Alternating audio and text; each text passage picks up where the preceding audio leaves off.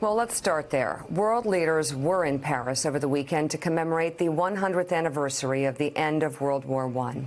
President Trump, however, chose not to attend several events. On Saturday, the president and First Lady were scheduled to visit the Ain Marne American Cemetery for a solemn remembrance of the Battle of Belleau Wood, where the U.S. lost about 1,000 troops in one of the most legendary battles in U.S. Marine history. But the commander-in-chief canceled that visit, citing the weather as a reason. He did speak at a different American cemetery on Sunday and had this message for a World War II veteran in attendance. Frank DeVita. Thank you, Frank. Thank you very much. You look so comfortable up there under shelter as we're getting drenched. You're very smart people. The weather did not stop other world leaders from paying their respects at other historic sites across France, including Canada's Justin Trudeau, who paid tribute to the Canadian troops who lost their lives at a battlefield in northeastern France. Trump also skipped the Paris Peace Forum, opting to fly home early instead. And yesterday, while the other world leaders walked shoulder to shoulder together to the Arc de Triomphe, President Trump decided to go alone. Russia's Putin also went separately, and you can see in this snapshot the difference in reaction between Emmanuel Macron, Angela Merkel, and Trump upon Putin's arrival.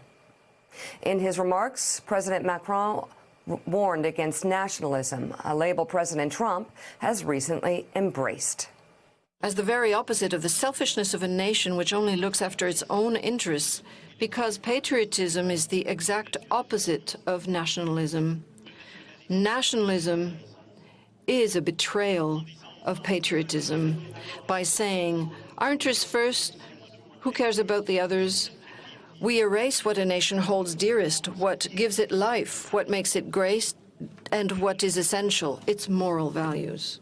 And to ruin this hope by giving in to the fascination for withdrawal, isolationism, violence, and domination would be a grave error that future generations would very rightly make us responsible for.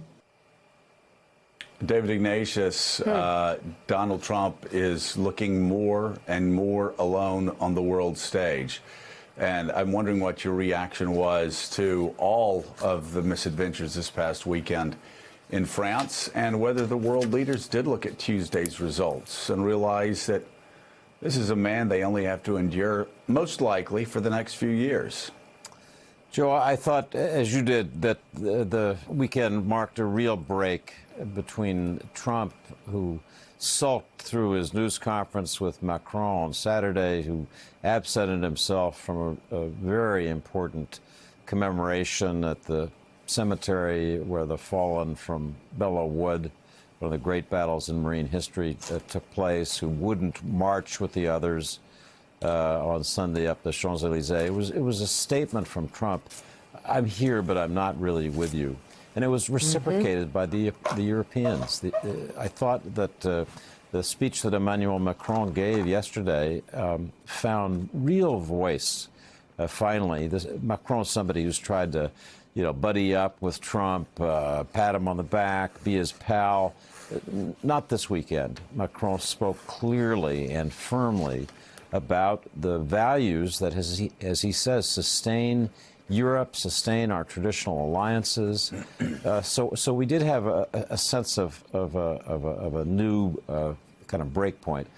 As to whether European leaders now think that Trump is irrelevant, is fading because of his, to me, as to you, striking loss last Tuesday, I'm not quite sure of that. I think one thing I hear from Europeans when I talk to them is that they're reckoning with the possibility that an America that elected Donald Trump could elect another Donald Trump down the road. Maybe this isn't the country that we thought it was. They'll be reassured by Tuesday's vote, but as you heard from Macron, they have to begin to think about their security in other ways, maybe less dependent on the United States. And to me, that may be the most lasting and dangerous break, that Europe begins to say, we really got to go it alone here. And John Podhoretz, you had commented this weekend, you'd said, I don't know what it's about, but it's not about the weather. Explain. Well, I mean, this is a gimme, right? Presidents go on commemorative trips to battlefields, and this is a layup. Like, this is a great optic, great event, heartening, binds the nation together. Nobody fails at an event like this. You can't. So it's really strange that he didn't move heaven and earth to do it, because it was only going to be good for him. So you have to then wonder what was in his heart, what was in his mood, what was in his spirit. Having said that, I want to dissent a little from the notion that Macron's speech really told Trump off brilliantly, because I think the central point that everybody's quoting, which is that nationalism is the opposite of patriotism, is nonsense. Nationalism is patriotism taken to an extreme in a way that creates blowback can create blowback against the country one is being nationalist or patriotic toward. And I think some of the themes that were evoked, that is this notion that maybe France and Europe can go it alone, that doesn't harm Trump. Trump has been explicitly saying that he does not want the American security umbrella to have to extend over the rest of the world. And if Europeans are going to start talking openly about taking care of themselves, that will be a success for him, not a failure. And he could use a success right now. But I think the general feeling of the commentariat class is that because he so foolishly skipped the event, he was uniquely he was in a unique position to get himself upbraided by Macron, and I'm not sure Macron hit him hard in the way that people think he did. So Mika, though, I will say that when Donald Trump has acted this way in the past, speaking of the commentariat class, you've heard, this plays into Donald Trump's hands, and we don't understand it, but there's some magic political voodoo that Donald Trump understands, that, why, just look at 2016. And it was always, he would do things that would destroy or harm any other political candidates. And because he won in 2016, it was sort of always the Obi-Wan Kenobi political science belief. Strike me down, or I strike myself down and I only become stronger, Darth. Well, no. Actually, the aberrant behavior this weekend, the embarrassment of himself, I refuse. I know everybody else says he embarrassed America. No, he didn't. He embarrassed Donald Trump. Now, Americans came out on Tuesday and they explained, in the biggest wave since Watergate for Democrats, they explained exactly what they thought about this type of aberrant behavior. And anybody thinking that his actions this weekend will help him, or more, I think, importantly for what's relevant in 2020 as well, Republican candidates, no, this hurts Cory Gardner. This hurts Susan Collins. This hurts every single Republican that is up in 2020. In swing states. We saw it on Tuesday, and the results just keep, as John Podhoretz said, at a snail's pace. This wave keeps coming in.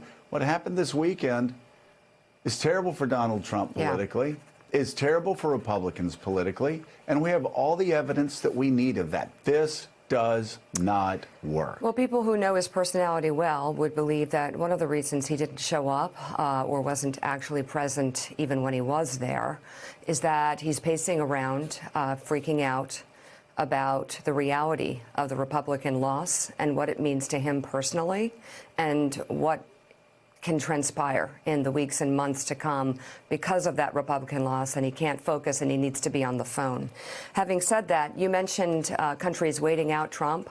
Our allies may be waiting him out, but I think there are dangers to American weakness. And Zainab, talk a little bit, if you could, about the international symbolism of an American president who is there but not really there at events like these that are so symbolic and so important to world history. I think it's very scary, actually. We really do need to watch what Macron and a lot of European leaders are saying. First, it was the 100 years anniversary of World War I, and what led to World War I and World War II is nationalism.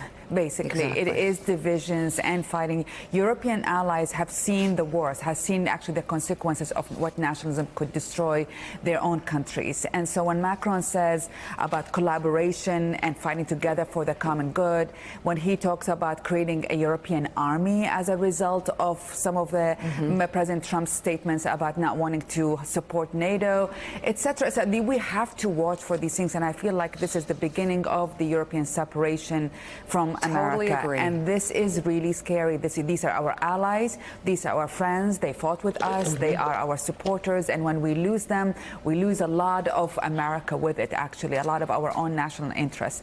And so we have to watch for these small signs and not ridicule them or look over them. Yes. Mike Barnicle, speaking of looking over something, I know for you, you've written about our veterans for such a long time. I know for so many Americans on this Veterans Day weekend, I know how distressing it had to be for you and so many other Americans to see Donald Trump miss ceremonies for Marines on one of the most hallowed grounds for U.S. Marines anywhere. And at the same time, while he's acting this way at events that should be celebrating our veterans, we saw in the New York Times yesterday the details of our men and women in uniform now that have sacrificed so much over the past 20 years, now being sent down at the holidays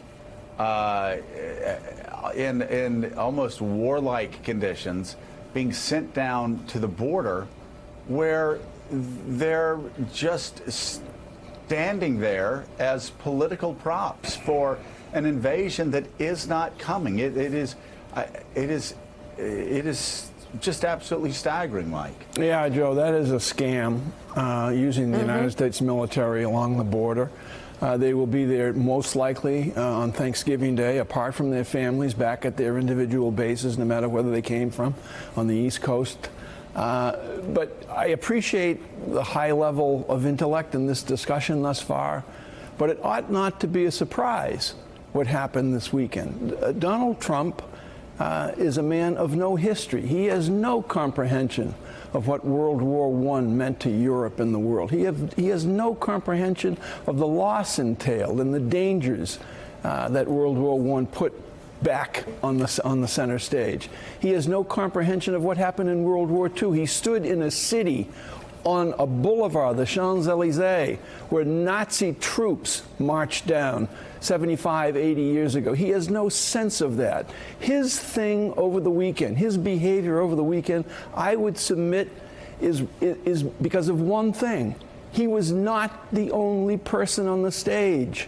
That's how he thinks of himself. I and I alone belong on the stage. And he and only one other person who appeared in Paris over the weekend were intent on having disinterest, to put it at a mild level, but perhaps an intent to disrupt an alliance that has kept the peace in Europe, NATO, and the European coalition for over 70 years. And that other person also arrived late to many events, Vladimir Putin. So you had Vladimir Putin and Donald Trump, twins, on the stage in Paris. Both left early, both are destructive, both the behavior not surprising.